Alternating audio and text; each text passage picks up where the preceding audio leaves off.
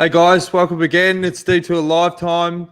We've got a monster show. I'm joined, as always, by Johnny Trevorrow, four-time national road champion. I've got two Olympic gold medalists, Scotty McGrory and Brett Lancaster. Fellas, we'll start with you, Bert. Must be a big buzz in the team with success overnight at the Giro. Yeah, I think we're up here in Belgium with the Classics guys. We did Brabanton Pijl yesterday. And, you know, I looked at the course profile down there and didn't expect Filippo Ganna to win it. So given there was 4,400 metres of climbing, you know, a proper mountain stage. So we all saw that and a big buzz on the bus afterwards. It's amazing feat by Filippo. He's an absolute freak. It seems like it is a freaky thing. But, we're all that keen. But look, you know, we see stages like this where someone gets in a break and he's not a climber, but he just gets enough start.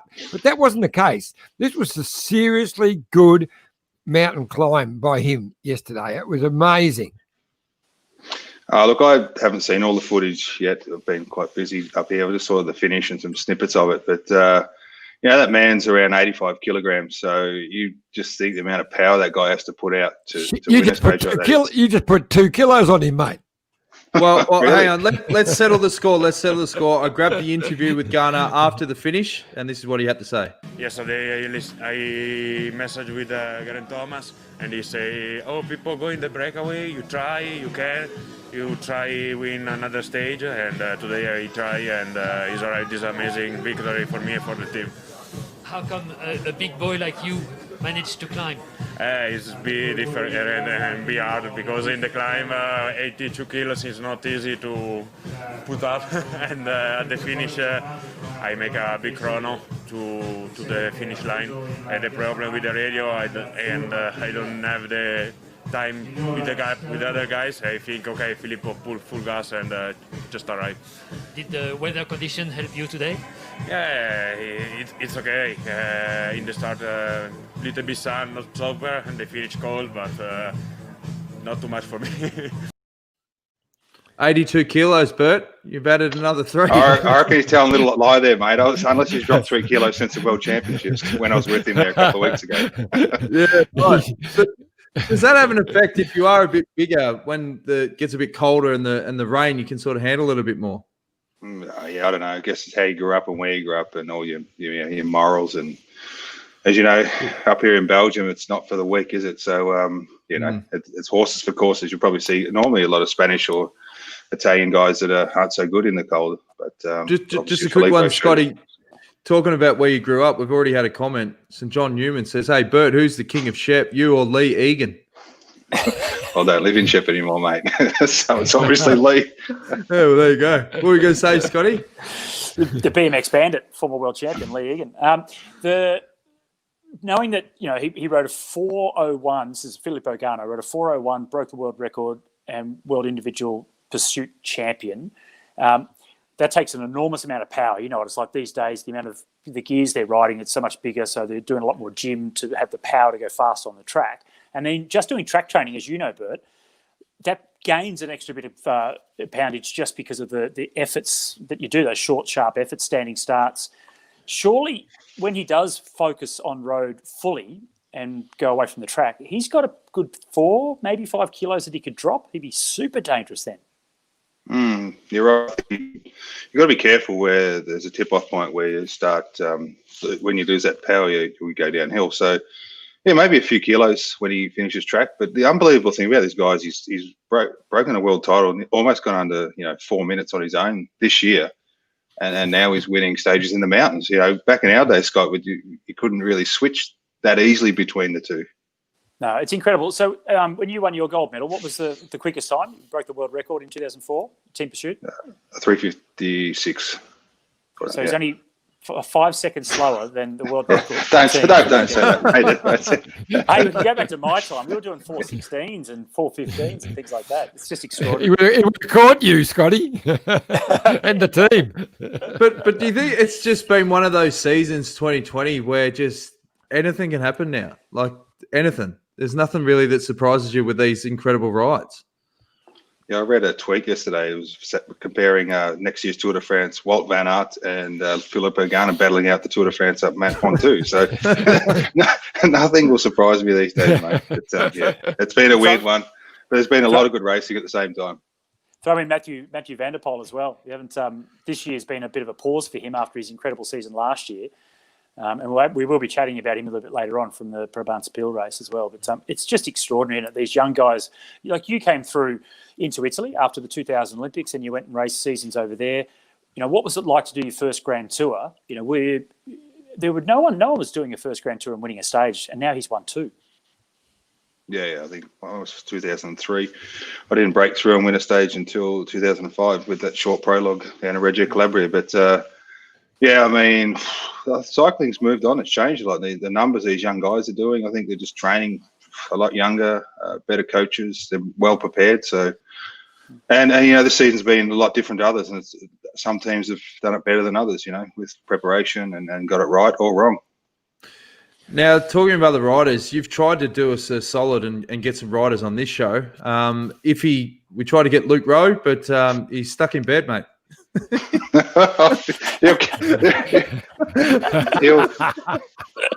he'll kill me for sending that to you, John. Did that actually wake him up? Did the flash wake him up or not?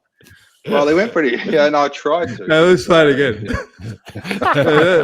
That's a sign of a guy he's in recovery mode fully there. So yeah, we've got a recovery ride in 20 minutes. So he'll be out there. But yeah, as one day races, you go pretty deep, and it's pretty hard to get out of bed the next day. It was a bloody star-studded field for the Brabantse-Pijl race. Good to see Alaphilippe didn't salute too early this time, and pretty tight finish there in the end. I guess I only saw the photo. What happened in the final? No, he saluted too early. Did he? Yeah, and Matthew Van Der Poel just almost beat him, so he almost stuffed it up. It's unbelievable. Yeah, you see him with his hands up and he's looking down, going, "Oh no!" Oh, so this is the photo. This is the photo. That's all I saw. I thought, he's obviously done it right this time, but he didn't. No. He almost blew it. Monumental balls up again, almost. It's Scott, as you know, you've seen in the past riders that have made that mistake and they never make it again. This guy gone and done it 3 days later, and what are you thinking? The arrogance of this man. It's incredible. Exactly. We've got a few comments. Stuart McIntosh says, what is it about regional Victoria that produces so many top cyclists? Brett, Baden Cook, Phil Anderson, Simon Gerrans, Dean Woods, and the list goes on. What do you reckon it is, Bert? Something in the water, mate. I don't know. Yeah? Yeah. No, just old hard nails out and we get out there and have a crack. That's about it. Nothing really to it. Good clean country air. Oh, not for me so much. There Morwell, we didn't have any clean country air. You're next to the power plant. You did before all the coal mines came in, yeah. Yeah, and Wendy Superfan says, hey, Brett, Shep Carnival, 26 December, come visit. Yeah, mate, got to go sit in quarantine for 2 weeks in a hotel. Unless you want to pay my $3,000 quarantine bill, I'm not up for that one. Yeah, and we'll just fly through them. Jason Cruz says, what are your thoughts about De Gent? He did not allow his breakaway companion to win after sitting on the entire time. I get the teammate up the road, but I like his logic. What was all that about? Well, actually, that's not how I read it at all. De Gent actually was once his rider got dropped, he actually was the one working really hard. It was the Movistar guy who wouldn't work with him. It was all the funny shenanigans going on. Yeah, right. Okay. He did it. Thomas was amazing because he was my tip last night, and he was the first rider to attack because they went first 2Ks uphill, remember, right from the start. He absolutely drove it to try and force a break. It didn't go for 55 Ks, which was then obviously the Filippo Ganna move. And then Ganna said afterwards that he was really riding for Puccio. That Puccio was one of the first riders dropped on the climb, so he went for himself. But meanwhile, De Gent then attacked out of the bunch on the climb to try and get across so he could still win the stage, dragged the Movistar rider up the road there with him. I forgot his name. What was his name? Rubio. And then just sat on him the whole way because it was a Movistar. He had a teammate in the lead group. So that's fine. He sat on him. But then once they caught the leaders, then he still wouldn't work. So Thomas, De Gent, certainly is not a big fan of Ainor Rubio. But regardless, Ganna was stronger than them all. So it was quite action-packed. And our sicko punter, John Stevens, Ganna 500 to 1 with the UK bookies. If only. Oh, Yeah. Oh, I think I did. Didn't I mention him last night? Didn't I say he was an outside? No, I don't think I you did. didn't. You didn't. Hey, Bert, we're hearing whispers. It's sounding like Parabou Bay is in big Barney rubble from starting. They haven't got the sign off yet. Is there any update with what's happening there? They're still going ahead, as I know. Even these Belgian races, they had a vote in Parliament or changed the rules a little bit here in Belgium, and they're going ahead. I mean, if cycling is the number one sport here, and I think they can make anything happen. But of course, Roubaix in France, the Lille area is really bad, a red zone at the moment. So it just comes down to if the hospitals are full with intensive care unit beds, availability. I mean, it comes down to that. Yep. All right. Well, fingers crossed. Yeah, we're gonna ask the terrible question. How's G going? I mean, Geraint Thomas, a fracture in the pelvis. Have you spoken with him? No. He's good mates with Luke Rowe. Luke spoke to him yesterday, the day before. So he's just bummed about it all. As you would be. He was really prepared, going really well. He looked amazing. I was with him the week before at the World Championships for the TT. But yeah, as you know, he's just down in the dumps. But kicked the 2000 this season in the arse, I think, and move on. Did you see his Instagram post? Yeah, with the dress. With the dress, yeah. You didn't see that, Dan? Actually, No. if you've got the ability, mate, there's a test for you. See if you can bring up the photo. Late notice, Jeez, but he's bloody testing me. I'll Keep going. Because when he crashed, okay, so he's crashed on his left side, split the just ripped the skin suit open.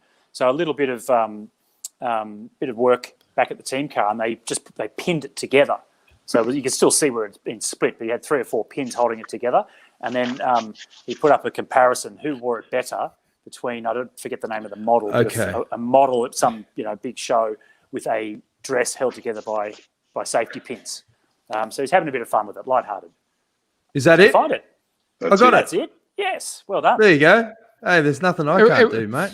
It Liz Hurley, wasn't it? Anyway. Yeah. There Is you that go. who it is? Yeah. Liz Hurley. Yeah. Warnie's Not a ex. problem.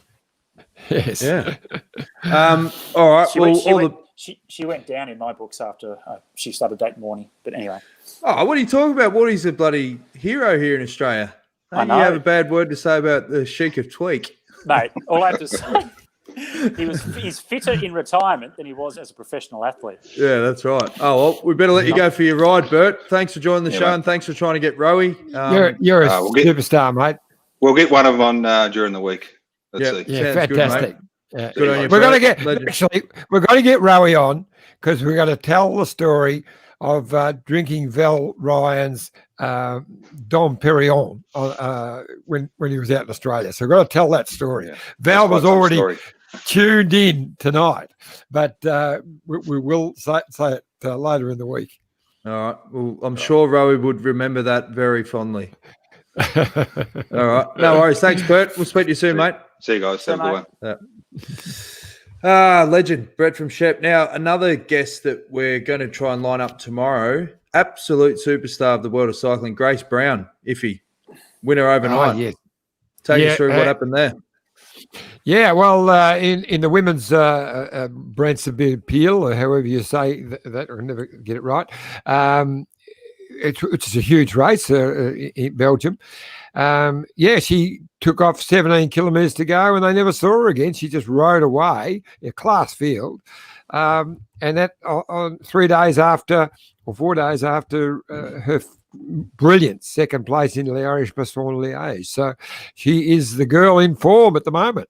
And what an amazing story. Like, she only took up cycling in 2015. She's 28 at the moment, a couple of years with St Kilda Cycling Club. And then here she is on the world stage, carving it up. Sensational. Yeah, she won the National Road Series. She got the Amy Gillett Foundation scholarship. Yep. Of course, Amy Gillett featured last night on the show with the safe passing rules being passed in Victoria, last state to do so. So she got that scholarship. That gave her a contract to go to Europe with the national program. Then it gets a contract with Mitchelton Scott, and she's just getting better and better and better. So in terms of the sport, while she's 28, you could probably compare her with like a 23-year-old. Really, she's really just starting to hit her straps. And before that Liège win, John, she was 5th at the Worlds in the time trial. She was third at the Road National Championships on the super hard course around Mount Buninyong near Ballarat. Look out 2021. She is on the rise and absolutely flying. And a little interesting tidbit with her, father's a doctor, so educated family, and her parents live on Thursday Island, up off the northern coast of Australia, and they look after the medical centre that looks after all the Indigenous and Islanders up there. So, parents doing a great job as well. Yeah, that's awesome. Yeah, no, she's a superstar.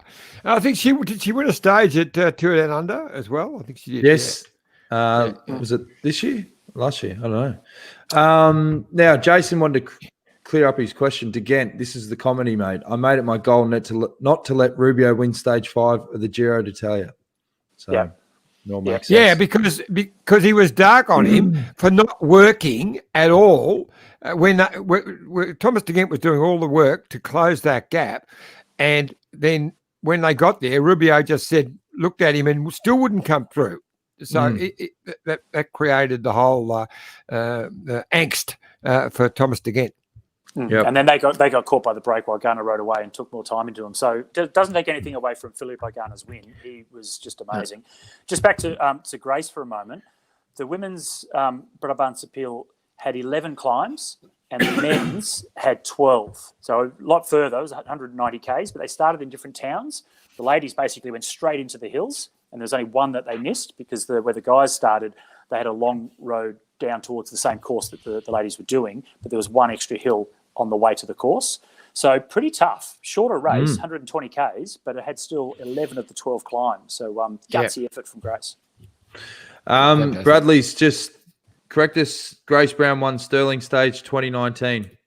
We've got another question from Joseph. He says, real question regarding women's cycling. Do you think it would be more or less beneficial to differentiate races such as using a completely different race name rather than, for example, Women's Tour de France? Also, shout out to my favourite women's team, CCC Live.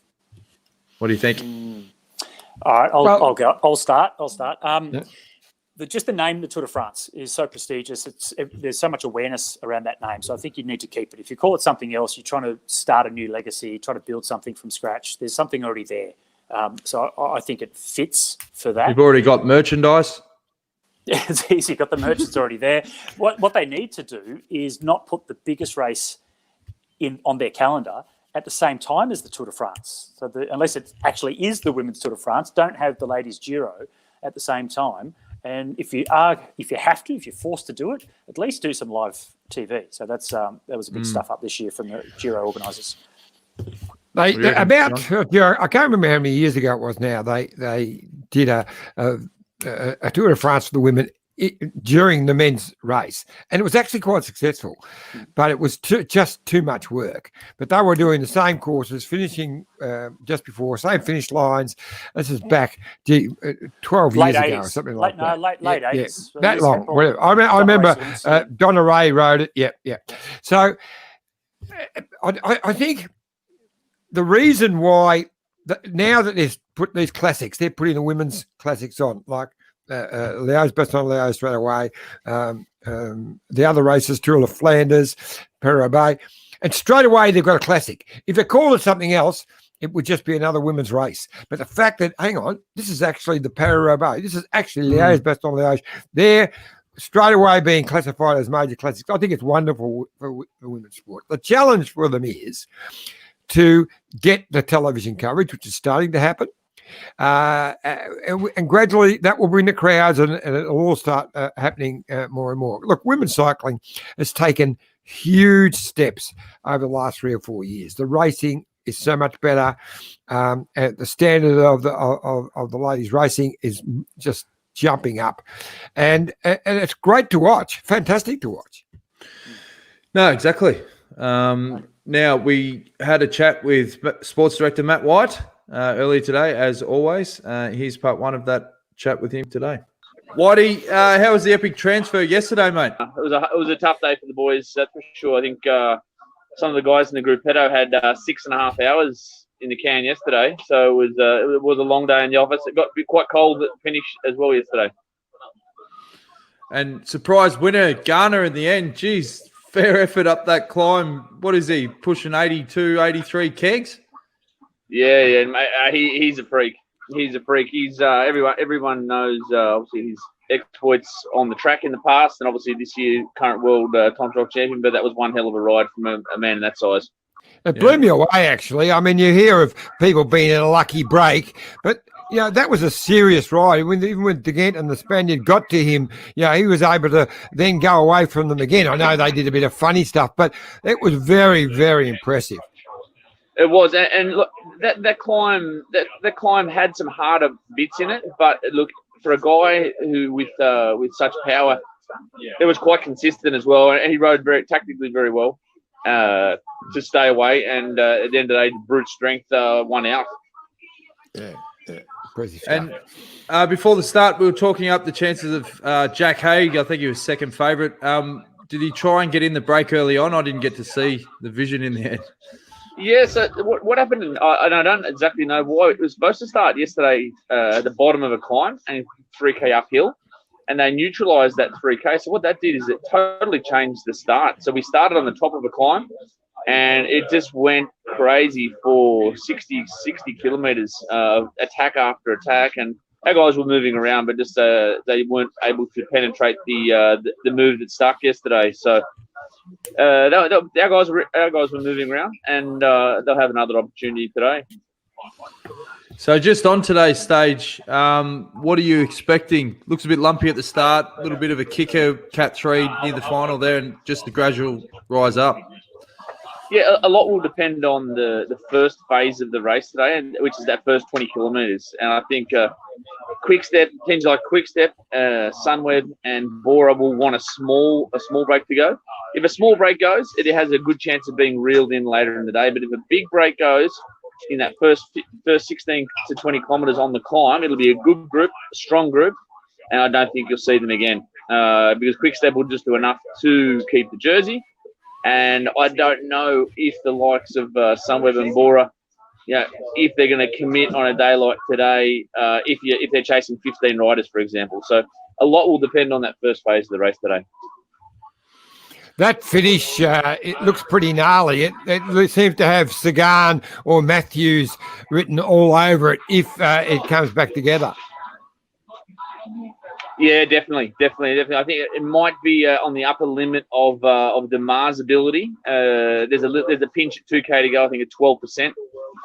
So it might be a little bit too tough for him. So I think FDJ might sit back. Although look, Demar is in probably the form of his life this year.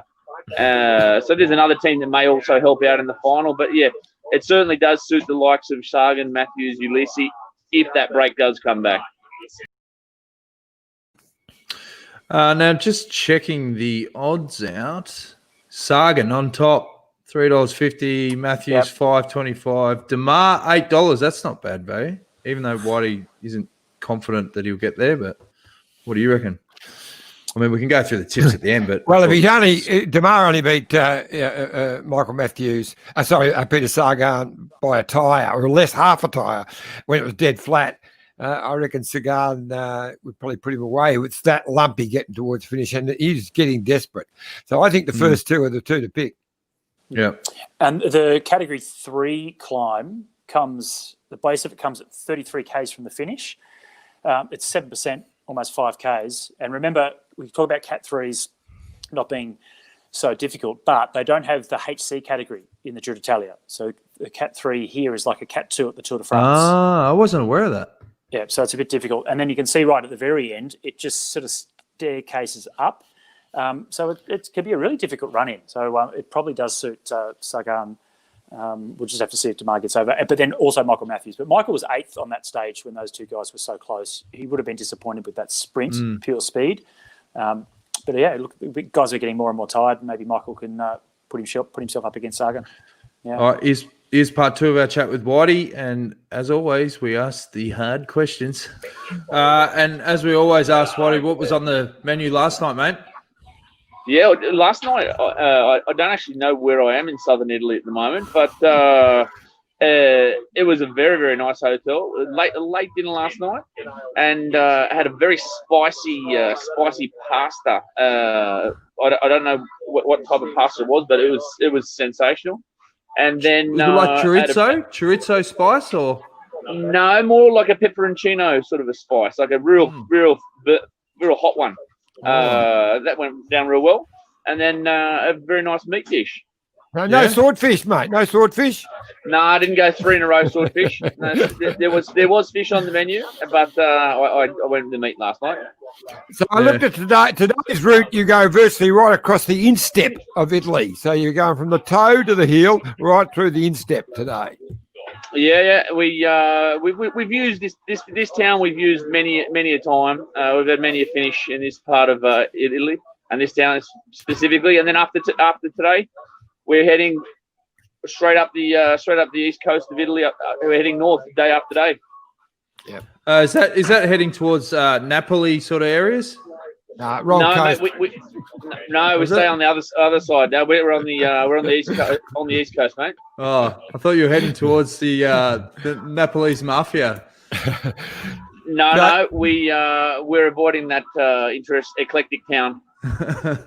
That's where you're heading. Is up where I rode the Whirls in. When Freddie Martin's won in Ostuni, little town just off the coast. Beautiful white city of Ostuni. Yeah, there's some beautiful beaches in this part of Italy. Very, very nice indeed. All right, well, enjoy the day, mate. Fingers crossed it all goes well, and we'll check in again soon. Enjoy the spicy pasta selections if they continue. Bud. See you, See you, gentlemen. I love chatting to Whitey about food. Now, it's coming to that time in the show where you loosen up the shoulders and give us your best plug for Mitchell White. Well, they mightn't have any. I don't think they've got any Dom Perignon on the menu there, but they've got everything else. So you're looking at the wonderful photo of the Mitchelton Hotel on the banks of the beautiful Goulburn River, just out of Ngambie. And the hotel is the recent addition to the wonderful complex up there, and it's so beautifully done.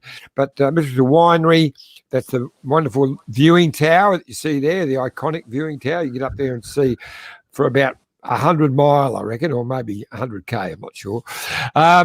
Wonderful restaurant. Get in there for breakfast, lunch, and dinner.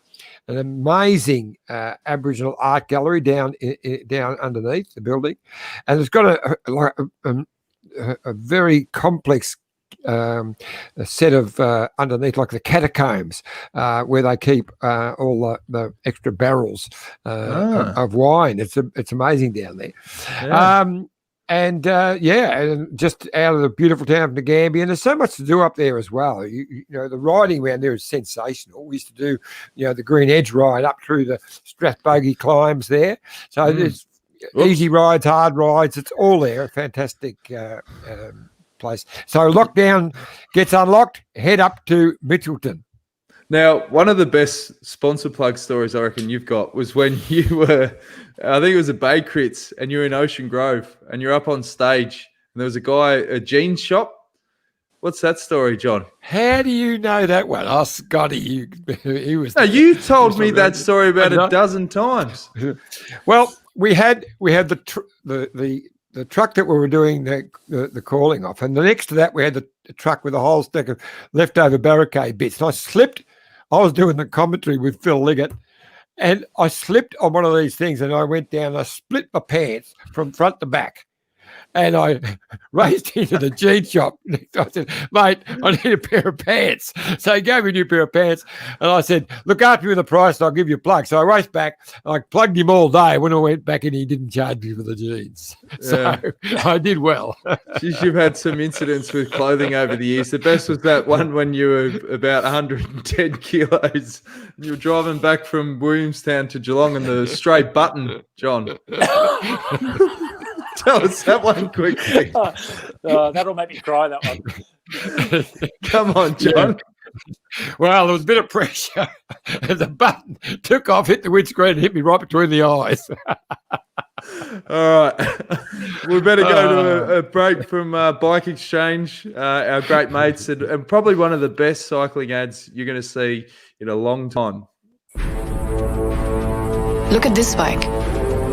You think it's just a bike, right? But it's not. It's a bike 374 people are looking at. This guy, this girl, them, all looking at it. People from here, there, and wherever this is. People that are looking for a bike. Or just a piece of it. Amateurs, semi-amateurs, and pro-amateurs. This guy wants this bike, but with this crank and these bars. This could be the perfect match. But not this one. This girl has a bike to sell, and thousands of people might purchase it. Eyes on Bikes help grow small businesses. His, hers, yours, and the latest data and insights help those businesses keep moving. We are the world's #1 bike marketplace, with over 500,000 products and 900 brands, where buyers and sellers are brought together in a place where a bike is never just a bike. Bike Exchange, where the world buys, sells, learns, and rides. Thanks again to our mates at Bike Exchange. Now, we've got more comments coming in. Lee Barry, we want more TV coverage of women's cycling, encourages our young girls. Scotty, you've got a couple of young girls. It is pretty important to get eyeballs on these events. Oh, look, absolutely. Just to normalise it, and it's also a role of, people like us that talk about the sport, commentators. When I do my commentary, it's one of the things that I've noticed in the past, some people, when they talk about the women's race, they might say things like, watch the women's whatever. And actually, it was really interesting. What do you mean, actually, it was really interesting? You're implying that it would have been, you were thinking it was not going to be interesting.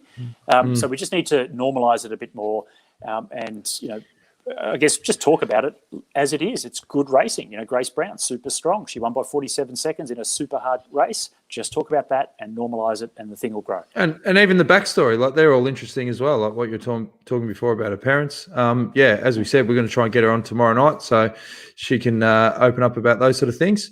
And Kingo says there has to be a cost benefit with setups to combine the men's and women's events. That's the other thing as well. If you're combining them both with the infrastructure and things like that, that must be a benefit, boys. It is, for sure. But one of the challenges we know, John, when it comes, because I've worked a lot, obviously cameramen and reporting and all those sorts of things as well.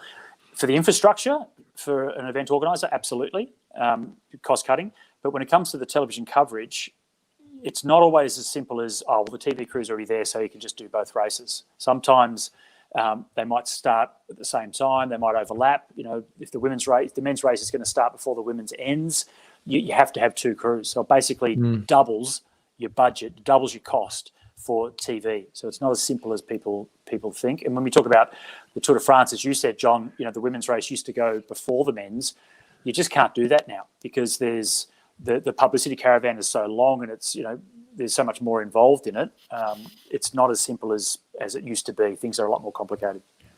No, I don't think the Tour de France. I don't think the Tour de France running in conjunction would work anymore either. Look, they do the women's Giro at a completely different time, and they give it a different name as well. But I think the Tour de France would have to be at a different time. But the classics, they seem to have worked out now. They run the women's classic the day before. The infrastructure, the main infrastructure is there, and it seemed to be working really well. I think for the one-day classics, that's the formula that will work in the future. Now, one thing my old man noticed with your backdrop, John, is when you ripped down that Tour de France banner, you left a big blob of blue tack. See? Two blobs. Two blobs. Down the bottom. Yeah, that's it, mate. If you're gonna try and look professional, get rid of the blobs of blue tack. Jeez. Mate, I made that boat. See the boat behind me? I just whipped that up the day before, just because you guys said, "Could you come on?" I said, "Yeah, I'll just." That's right. And because we're on Sicily and Ireland, it all just seemed to fit. Scott, you are full of it. All right. Now, Jason said a bit of wind around on the weather forecast. Not sure if the roads are protected or exposed. That obviously makes some of the GC teams a bit more nervous, Scooter. Oh, look, absolutely. But look, those first, if you saw on the profile, it's 2 uncategorized climbs to start with. So that's going to do enough damage. Typically on those sorts of climbs, they're still inland. So there should be a fair amount of protection. That just means that the brake... You there? Sprinters, it's going to be a real challenge. Yeah. Now, we've got another breaking news. Tim Parker, is it true that Whitey got a 200 Swiss franc fine for urinating in public during yesterday's stage? He didn't mention that one. Ooh. No, we missed it too. Yeah, we might have to ask you about that. Yeah.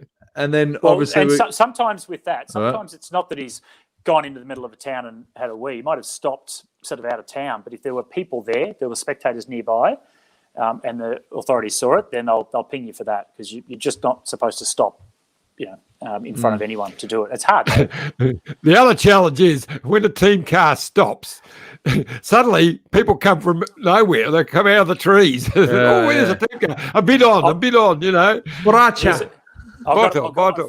I've got one for you, right? Okay, so growing up in Queensland, when my teenage years racing, we had a race official. I won't mention his name, but he was, for the road races, he was often the lead car driver, and he didn't mind a bit of a drink.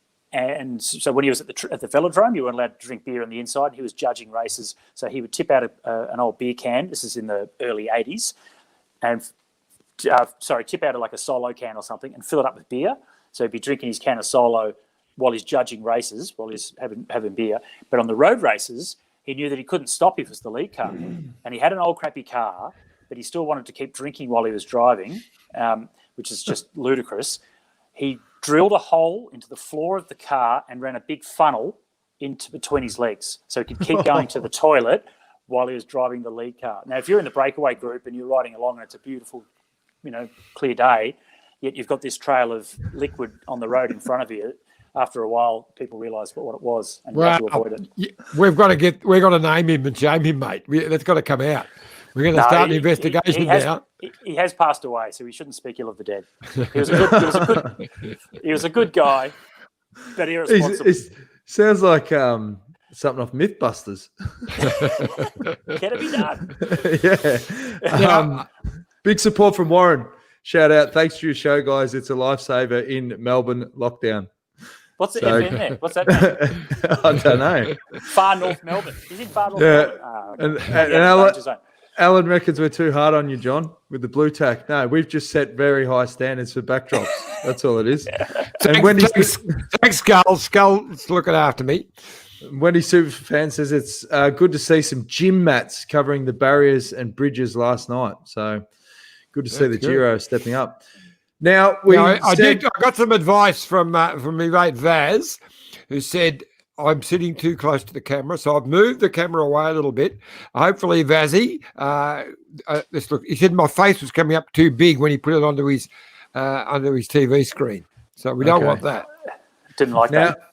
I said at the top of the show that we're going to have Daryl Impey as a special guest, and I always get nervous when I put it in the banner to sell the show, because you're relying on if they're going to get on WhatsApp and reply. Now, Daryl had to drop his car off to get serviced. He's in Girona at the moment. He's like, mate, I've got to do that at 7:30 your time, but I should be fine by about 8:15.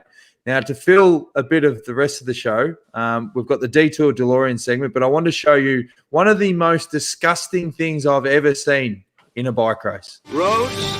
Where we're going, we don't need roads. Now, when Daryl first came to GreenEDGE, I remember there was a training camp in 2011 in Varese, and all the riders were there. I only knew like a handful who we knew, Scotty, like, your Albies and obviously your Robbies and Giros. And we're all sitting around the pool table and, trying to break the ice. And I see this guy walking in, it's Daryl Impey. And I said to Robbie, I go, who's that guy? He goes, oh, that's Imps, the Dazzler. No, he's a great bloke. And I said, oh, yeah, what's he done? And he won any big races? He goes, mate, he should have won Tour of Turkey. It was the most disgusting things you'll ever see at a bike race. Last stage, Daryl's got the leader's jersey. Do you know what I'm talking about, Scotty? I think I do. Have a look at this vision. This is just gobsmacking. Here comes Diego Caccia with Daryl Impey on his wheel. They're looking towards the final 1 kilometre of this year's Tour of Turkey. Who is going to take the stage? Who is going to take the general classification? Where is Davide Malacane? Daryl Impey is at the head of the race. 1 kilometre to go now, and it's all down to the bonus seconds here on the line. Daryl Impey, the yellow jersey. Oh, what is going on? One of the riders from the Lamprey of the Rabobank team, disgusting tactics, grabbed the yellow jersey and threw him into the barriers. It looks like Malacane is down. We've got a crash once again in the bunch. What a disastrous finish, and that was the most disgraceful thing I have ever seen. A rider grabbing the yellow jersey and throwing him into the barriers. And down the middle it looks like Sebastian Seidler of the Coral Tech team, and what a finish that was. I've never seen anything like that in my life. Daryl Impey completely poleaxed on the ground, his bike in pieces, the rider from the Rabobank team, and he grabbed him by the shoulder, he threw him into the barriers, and I'm sorry, but that deserves a ban from the sport. You do not do that. That was an utter disgrace. Unbelievable. Theo Boss grabbed him and threw him into the barricades. Like, have you ever seen anything like that? I haven't seen it, but I've heard of a story like that. That's WWC bringing. Yeah, and I only saw a bit of it then. I wish we had a replay, but you'd have to do it again. But I remember Theo Boss getting rubbed out for that. Yeah, did he? How long did he get rubbed out for? I don't remember. I'd have to Google it, mate. But I do remember it now. It's a while ago.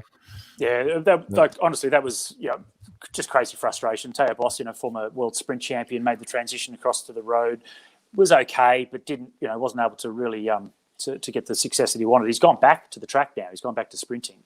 But I remember Steve McLeod, a mate of mine, told us a story about racing amateurs in Italy. This is around, I think, 88, 89 or something like that. And there was an Italian, really fiery Italian, that there was he'd done something in the race, and an American rider came up to the guy and started ripping into him, trying to abuse him. And the Italian just reached down, grabbed his handlebars, and just pulled him straight up, dropped him. Yeah. Yeah. And then Steve looked at him like, whoa, what are you doing? And he just, in Italian, he just yelled at Steve, like, what, do you want a piece as well? That's fine. Just let him go. What's the worst biffo you had on the bike, Iffy? Oh, I've had a few. Probably one of the funniest. Ant. Well, I wasn't normally angry, but Dumps and I had some famous ones we've already spoke about. But I remember in the tour of Germany, we had Gregor Braun in our team, and Gregor Braun was riding for Famaschini with Moses, the big Italian team that year, but they weren't riding in the Tour of Germany, so he got special permission, which you could do back in those days, to ride with us. This was 1981, it was, and when I was with Safia. And what was it? Yeah, anyway, so we're down the road, and one of the big Belgian riders, I can't think of his name now, but he was one of the top guys. I'm leading out. What's his name? I just said his name. The German, Gregor Braun. My old DS, Gregor Braun. And was it your old DS? Yeah. No, it was about that. He was about that size though, but it was actually one of the top bike riders. I just can't think of his name. Even if you said it, I probably wouldn't remember. But anyway, I'm leading him out, and this this Italian guy's just rolling him. So I said, look, we'll swap it around for the next sprint, because he was actually defending champion. He'd won the Tour of Germany the year before, Gregor, but this one was a few more hills, and it was just a bit much for him. So he'd gotten spat on day two. So now he just wanted to win the sprint jersey.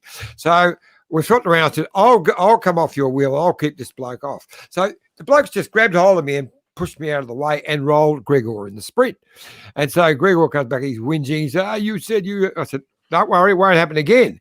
So next sprint, I get up there and I said to the bloke, you try that again, mate, and you'll get this. Oh, he goes, see? So he did it again, and I've got a backhander. It hit him right in the nose, broke his nose, blood everywhere. And so they started calling me Muhammad Ali after that. But he never came near Gregor's wheel again, and Gregor won the sprint jersey. So there you go. Yeah, you don't miss with the angry ant. Now, Boss got 1 month suspension. Thanks, Gaz. And breaking news as well. Brookwater is abandoned due to a cracked vertebrae from Mitchelton Scott Twitter feed. That's a shame. That's bad luck. Yeah, he looks pretty bad yesterday. He got dropped pretty early on the hills, and he just didn't look very, very good at all. So now we know why. Yeah. I just got a message from Daryl. He's on his way back from sorting his car out. So if we want to fill it with a bit more stuff. Now, one thing... I'll just say, because a couple of things that happened, we haven't mentioned the stage last night, but, obviously pretty tough, 22.7K climb, etc. And fifth on the stage was Lucas Hamilton, and sixth just behind him was Jai Hindley. So the two Aussies, both 24. So great to see them up there.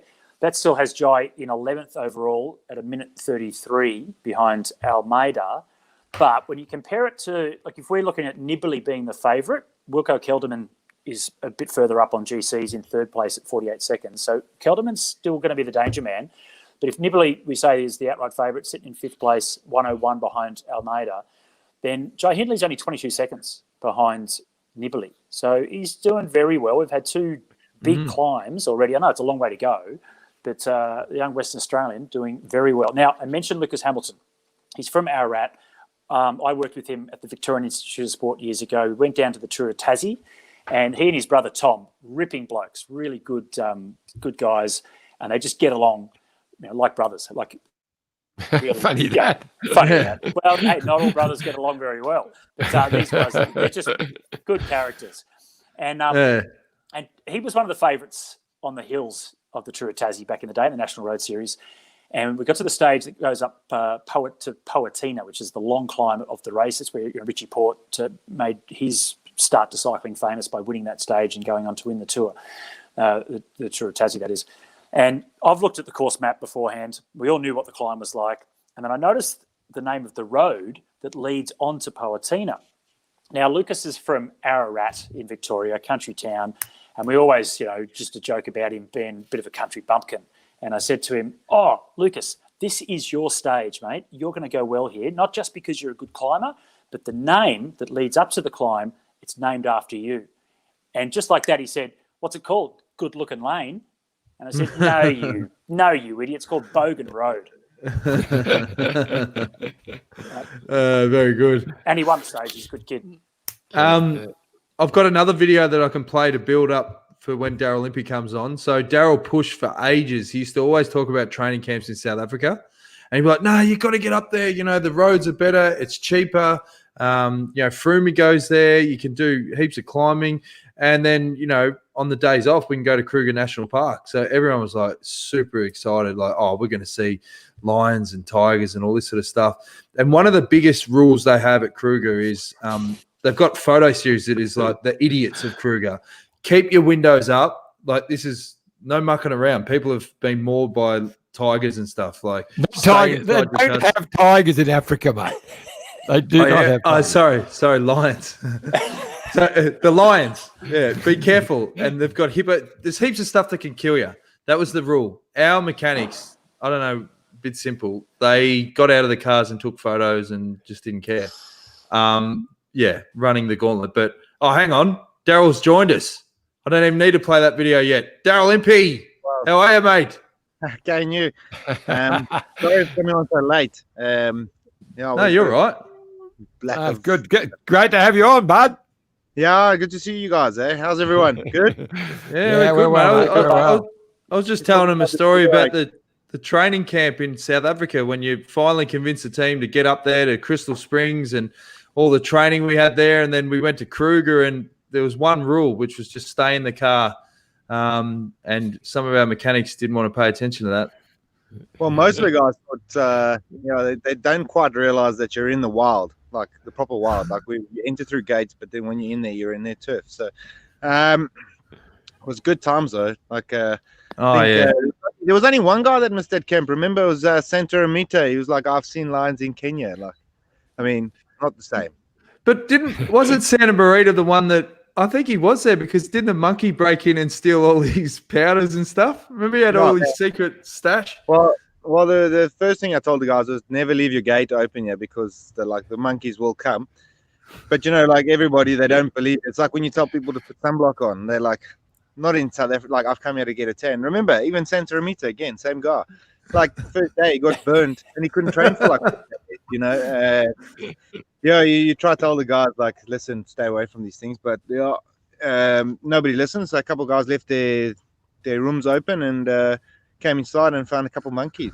You've quickly painted a picture about Santa Marita, mate. But I guess the main question for me is, what's it feel like to be leaving a team that you've really become, the lifeblood of? Well, look, I haven't left yet. Still got 2 months to go. But it's pretty sad. Like Liège was my last race with the team, so the good thing about Liège was Alba's last race too. So I left like kind of celebrating Alba's retirement race instead of me leaving. But it's I've had a great run with the team, and it's been a fantastic team to be a part of. And like all things, good things have to come to an end. But like the memories I've got with the team, the friendships I've made, those are things that are never going to leave. So while I'll be riding in a different jersey next year, it's still still racing with my mates. So now we're racing against each other. But other than that, like it's sad, but I've kind of had enough time now to kind of soak it all up and go, well, I'm leaving this organization, but I leave on a good on a good foot as well with them, so it's not too bad. Does it feel sort of refreshing, like a fresh start? You're going to be in a new environment. You're going to be racing with the likes of Chris Froome. That new challenge must give you a new lease of life and more energy. For sure. I think it's like everything, sometimes you need to spice it up a bit.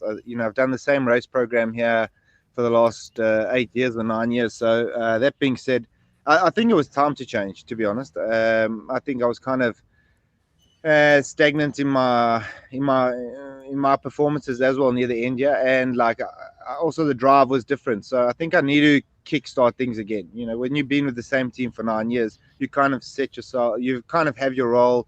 Everything is, and I think I've progressed in this team because my role has changed like every 3 years in the team. First I was kind of in the lead out train, and then I did that for like 3 years. Then I kind of was with Giro's like train and the Ardennes, and that was something new.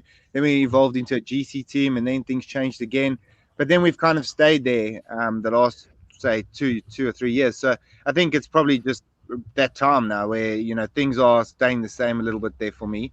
And like I say, I needed probably a new challenge. It's not because I'm leaving there because I'm upset about anything or anything like that. I think it's just I need a new drive. I think and I think you get that when you've been somewhere for 9 years. It's a long time. We were just looking at the vision of you in the Tour of Turkey. I thought I'd play it before you come on, Daryl. I didn't want to open up old wounds. Highlights of your career. Exactly. That was unbelievable. That's one of the things that got me pressed, but for the wrong reasons. So, it was obviously a very talked about subject. It was a tough moment, of course, being in ICU in Turkey, and then obviously again for a couple of days in South Africa. But it taught me a lot. I think it taught me a lot about, fighting through things that are out of your control. And also, I was desperate then anyway to get back. It was kind of, I just entered the pro ranks. So I was fresh, maybe if this kind of accident happened late in your career, you might rethink it, but then I was young and just like, man, it doesn't matter. I crashed. I just get back on and ride. So did you and Theo Boss sort it out later on? We never really sorted it out. I mean, how can you? It's I believe one thing, he believes one thing, and only he knows the truth. So, what was going through his mind at that point? But we had to obviously speak somewhere along the way. It was only about 3 or 4 years after my crash that we were actually in the same race together at the back of the peloton, and he actually said to me like sorry there. That was like, it was probably the first time we'd met since I crashed. So. Obviously, it said sorry on the internet and on the phone, but that was the first time actually in person that he actually came up to me, and we spoke about it for a bit. I asked him, like, listen, at this point, what was going through your mind at that stage? What were you doing? And today he still says, it was just an accident. But I think let sleeping dogs die, and I've moved on. So is he. Like I say, only he knows the truth. Well, let's talk about some of the highlights. Let's get on to the real good stuff. Now, obviously, we've spoken a number of times about taking the yellow jersey and the emotions of all that. But obviously, the stage win last year on Bastille Day, that would have to be right at the pointy end, wouldn't it, Daz? Oh, for sure. That's, winning on Bastille Day, the French holiday, in a South African jersey. That was special. Especially just coming to the line with Tish. Having that feeling of like knowing it's just the two of us going for the special victory at the Tour de France. And I think for me that was the moment where I just felt like I'd kind of ticked all the boxes at the Tour. A lot of guys had always said, like, have you ever won a stage of the Tour? And although I counted the team time trial we won in Nice, the individual stage win has always eluded me. So to finally get that was definitely a career highlight. But I think still the yellow jersey is still the biggest moment in my career. I think the sheer thing of the weight of making history for South Africa, those kinds of things, the way we did it, everything all in one, and the excitement around the team. Having our first yellow jersey in the team, with Simon, and then just that excitement. I think for me was just. I haven't experienced a high like that in my career since then. Obviously the stage win was fantastic, but definitely the ultimate was the yellow jersey. Well, I've got vision of that stage win, mate. Let's relive the highs of winning on Bastille Day.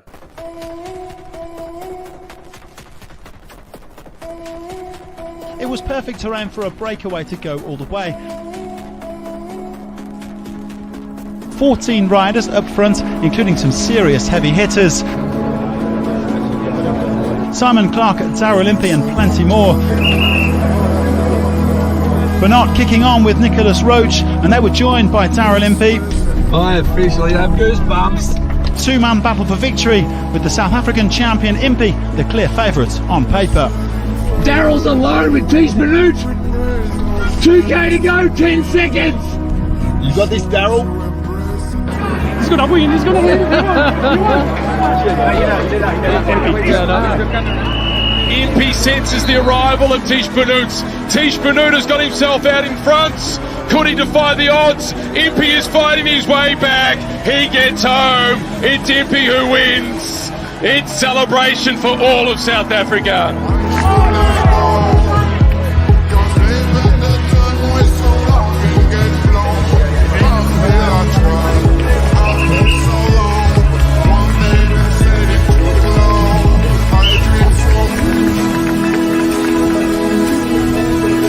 Sud-Africain heureux ce soir à Brioude, Daryl Impey, le vainqueur.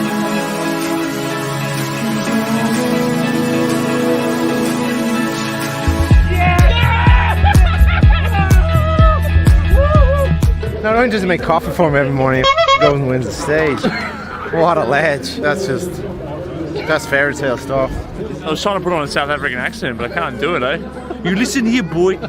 You found the diamond. Yeah, it was a good day, yeah. Yeah, it's good, though. Yeah. It's Belgian, isn't it? It's Belgium, yeah. Yeah. It's more, He won the stage just now. He loves that one. Man, what a man. Wow, really good. Need to see it on TV now. Well done, mate. He really deserves that. That's pretty good news. It's made the tour so far. Stats on you today. We've had a podium car Bloody hell, podium all car. year, and we haven't used it. And the day we can use it, it's broken. Team's lucky they still I'm under contract. Are you celebrating tonight? Do you have a glass of champagne? Nah, it's just water. Now, of course we're going to have champagne, of course, man. I think the rand has improved.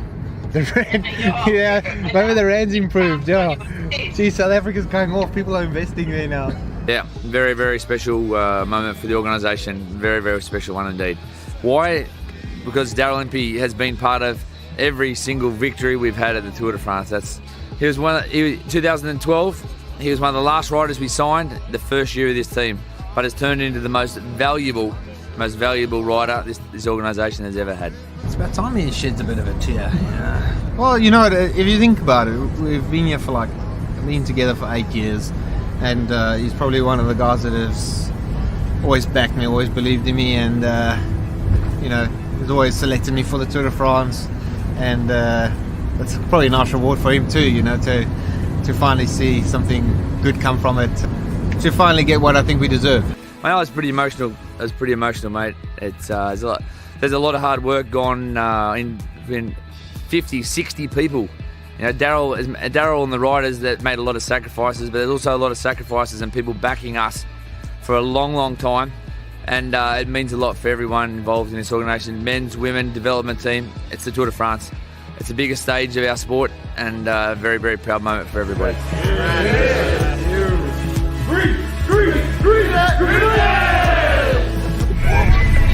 Yeah! Woo! Victory goes to Daryl Impey. Yeah! Victory goes to Daryl Impey, Mitchelton Scott. Good job, man.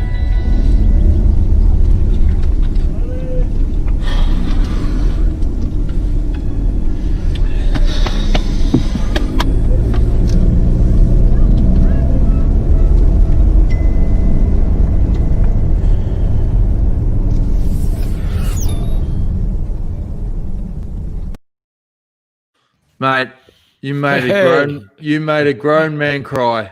And as Waddy said, you are voted as the most important person in that organisation's history, and I think that's a pretty fair statement. When you reflect at what you did, mate, it must make you feel pretty proud what you accomplished in that time. Yeah, like, you know, when you look back at it now, and you know, I've seen that video 100 times, but it never gets old. No, I think the biggest thing that stood out for me with that victory was just how happy everybody was for me. I think out of the whole organization, you know, when we came together that night at dinner, how we all, you know, were around the table and everyone was like chipping in a little bit of a speech and having their 5 cents worth, and that made it really special. You know, I think even previous teammates were like messaging and things like that. So yeah, you know, you can win, but one thing is, like, when you win and everybody's happy for you, that makes it even more worthwhile, you know. So always when I look back at those videos and, you know, that special moments, it carries so much weight with me, for sure.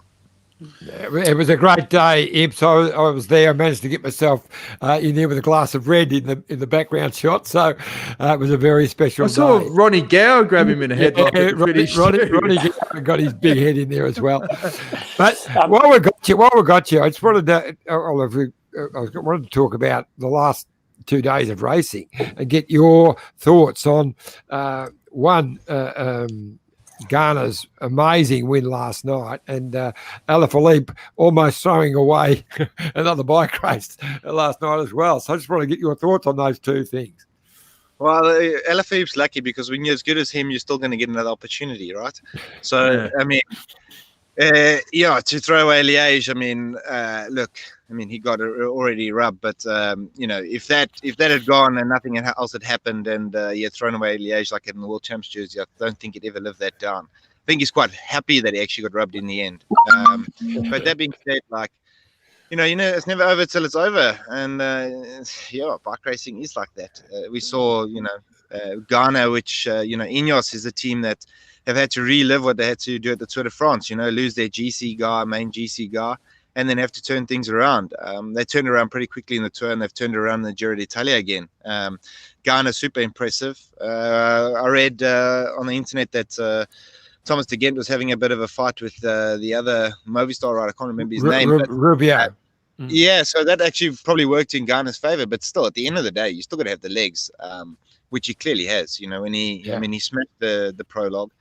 And then again on a mountain, really hard day where a lot of guys lost. You know, that group was pretty small at the end. It just shows you how tough the day was. So for Ganna to step up like that and to save, well, not really save Ineos's Tour, but to give them another reason to celebrate is a massive turnaround. I think we've only started to see the best of Ganna now. He's still pretty young. But yeah, I think there's been a big shakeup. But like you say, like everybody says, week 3 is going to be super tough. Yeah, and with the weather conditions, so much can go wrong. And we saw Yatesy lose some time the other day, but I spoke to Lucas last night, and it sounds like the boys have kind of found themselves again, and they feel like in good spirits, and they're actually looking forward to the third week. I don't think it was a massive train smash. Obviously, nobody expected it, but I don't think it's a massive train smash. I think we can still win this bike race. Scooter? Yeah, I've got a question. So, John and I, John was the men's race director for the J.K. Herald Sun Tour. I am that now. And is it fair to say 2008 was your first fully fledged professional season? So first time you went pro Conti? Yeah, it was the first year professional was 2008. Yeah, so you rode for Bala World that year, and the question to you though is, looking back at that stage win there from the Tour de France, do you feel that the Tour de France stage win was as big as your stage win at the J.K. Herald Sun Tour in 2008? Wow, the Sun Tour victory was a bit more special, I think. It was the first one. Correct answer. No, it was a good course that I remember it broke away, and I can't remember the guy's name I was away with, but nobody believed we'd stay away. But that was the first time ever that I'd got things together. Chris Froome was also there actually in the Sun Tour. We were riding for him, and it was the last race of the season. We were actually selling kit. I remember before we nearly missed the start because we were like, everyone's like, oh, you got to go to the Sun Tour, and then you just sell your kit there and you make a bit of bucks for a little bit of a holiday afterwards. So that's what we did there at the Sun Tour. Is we actually, I remember Chris and I were really dealing and trying to fill our gloves and new shorts and things like that, and then try and do the race. So I was a bit pumped up, and I got away early on and managed to hold him off. But it was, you always, I remember that I felt that I'd, even though it's a smaller race in terms of kind of, in Europe and things like that, for me, I never saw it as a small race, because any race to win these days is difficult. Even to try and go win a 2.1 or a 2.2 or anything like that is super difficult. So any stage victory in any race is difficult to get. And what Robin McEwen once said to I remember one of the youngsters, like, have you ever won this race before? Because, most guys will say, oh, that's a small race, whatever. He's like, you ever won a small race before? No. Okay, well, it's not a small race. That's a good point. Good point. So what's the... Oh, you're right, Scotty. No, I was just going to say, you have to keep, you have to remind yourself to not sell all of your kit. You just got to keep one set just for that final stage, and then you. I had a set on. Yeah. I sold my number after the final stage, and I sold the kit from the final stage, and it poured rain, so it was just filthy. Took it straight off, just handed it to the guy, gave me the cash. Well, the best race for selling kit was Tour of Japan. I remember Wes Salzberger that year in 2012. He paid for his wedding. Like he went. Seriously, it was ridiculous. And he didn't barter. He actually, his inflation on some of his skin suits and that was unbelievable. But anyway, now before we let you go, Ims, it's been great having you on the show. So what's the plan of attack for next year? Have they mapped out any sort of what races they want to line you up for, and are you going to be doing a training camp with Froome in Crystal Springs? Well, look, at the moment we haven't really discussed too much. I think the idea is for us to go to Israel to do a training camp there, or just kind of touch the ground there, and and see some sponsors and things like that. But with COVID, everything is up in the air. Nobody really knows what the plan is just yet.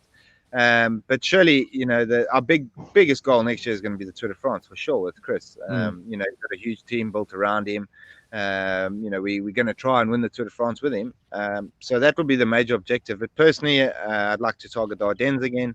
I don't know if I'll start the season as early as previous years with Mitchelton. But that being said, nobody really knows yet when the start's going to be or how different things are going to be. So. Kind of just in no man's land at the moment. Actually hoping to get back to South Africa just to see the family. It's been quite a year away from home. I think we all kind of need to touch base. So hopefully we can get that on the card. You can sharpen up your tennis game, mate. Well, I had a match yesterday at the Isles, but we ran out of time because babysitter had to leave. So I was up 6-3, then I lost the next one to just save the marriage. I lost that one 6-2, but it was just to kind of, I couldn't let Alves go. But it's quite good in the off season. Usually we have Durbo and Laura join us as well, and then Hamilton, he also comes and has a game. So we're just waiting for Andy Gerrans because he talks a big game, but every time he's away. So we'll see. He's a good player. I only ever won one set against Andy, and I rubbed it in, and I never won a game after that. He got too fired up. On, It's good off-season training though. But we were going to hit the clay courts, but I kind of figured that it's not a good time to hit the clay just yet. No, that's right. Well, all the best, Daz. You're an absolute superstar, mate, and I've got no doubt that you're going to be a sensational road captain next year, and we'll be cheering you on, mate. We hope that you'll be. We actually had this discussion the other day. What is a road captain? Oh, it's someone that's been around the block, that's pulled himself out of some dark times, like when he gets thrown off his bike when he's got the leader's jersey, and he can just keep the rest of the team calm and composed. It means you're old, Daryl. It just means you're old, mate. No, you'll be right. All good. Thanks, good on you, mate. Imps. Thanks, mate. Thanks, mate. Cheers, eh? Cheers, mate. Good luck, See ya. mate. Daryl Impey, absolute superstar of the world of cycling. Now, before we go, boys, who's your final predictions? Sagan? Can't go past him. Yep. Yeah. Michael Matthews and Ulysses will be the two biggest dangers, I think. Hopefully, Arnie Demar gets spat on that climb near the end, because if he's there at the finish, it'll be very hard to beat. I think because Peter's obviously wants a stage, but he's going for the points jersey as well. He's leading that at the moment, but not by very far. We're only a few stages in. 2 sprints every day along the road, plus the final sprint at the end, of course. But with the 2 hills at the start, it's surely suited for a breakaway group. Then you've got to see how much Takuni Quickstep really want to control the race for their leader. Of course, they want to stay in the lead as long as they possibly can, but if it's a strong group out the front, it might be hard to control. So it could be a breakaway. If Thomas de Gent. Could be Thomas de Gent. He was super aggressive yesterday. It didn't work out for him. But, wait and see. Definitely will be a break on those first... and the pure sprinters, Viviani and these guys, they'll be screaming at the organisers at the start. Gaviria, and they go uphill 2 days in a row. Yeah. You have to get the rollers out pre-start for those sort of leg snappers. Now, make sure you tune in to tomorrow night's episode. We may or may not have a very, very special guest. Johnny's the shortest that he's agreed to come on, but we don't want to sort of pump it up too much instead. No, I'll pump it up. He said, he just texted me before, he's definitely Dave Brailsford. Sir Dave Brailsford. That will be riveting. It will be absolutely brilliant. We'll find out the latest Dave about live. Sir Dave Brailsford live. And so you can fire in all the prickly questions and we don't have to answer them. We don't have to ask them. We say, that's a good thing. Super fan. We'll get what happened here. Yeah, Wendy can ask the hard questions. We'll fire her up. Yeah.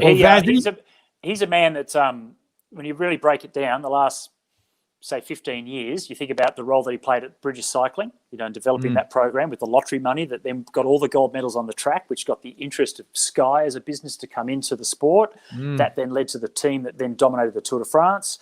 Dave Brailsford is, perhaps if you're going to point at one person and say that he has changed the face of cycling in the last 15 years, he's the man. So what we'll do is we'll talk about the Giro for about the first 2 minutes, and then that's it. It's Sir Dave time. Boom, boom, boom, boom, boom. Yeah, just into him. But we'll get Grace Brown on as well. So we'll maybe do 2 minutes of the Giro, 15 of Grace, and then we'll finish off with Sir Dave. Because you've said that, it'll be an amazing stage tonight, and there'll be so much to talk about. Yeah, for sure. Always is the way. And Dan, you've never been very good with your times tables either. What? Well, it's going to be 15. 45 minute show. What was it? An hour and 15 today? Well, mate, when you go good content, serviced. Yeah, that's right. We're just filling it in.